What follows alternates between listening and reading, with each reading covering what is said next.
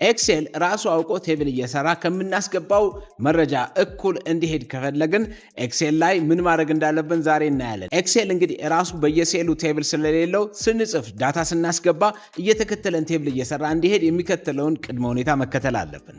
ቴብል ማግኘት የምንፈልግበት ኤሪያ ላይ ሴሌክት እናደርጋለን፣ ኮለም እና ሮውን።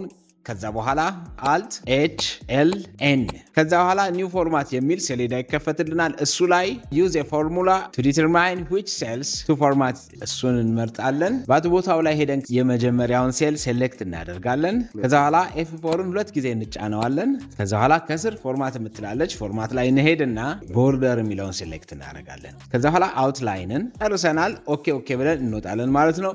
ስለዚህ እየተከተለን በምናስገባው መረጃ መሰረት ኤክሴል ቴብል ይሰራልናል። ፕሪንተብል የሆነ ቪዚብል የሆነ ቴብል ይሰራል ማለት ነው። ጠቃሚ የሆኑ መረጃዎችን በኮምፒውተርና IT ሪሌትድ AI ሪሌትድ የሆኑ መረጃዎችን እንሰጣችኋለን። እንዲሁም ደግሞ ሃርድዌር እንሸጣለን። ፕሪንተሮች፣ ዴስክቶፖች፣ ላፕቶፖች በተለያየ አማራጭ አቅርበናል።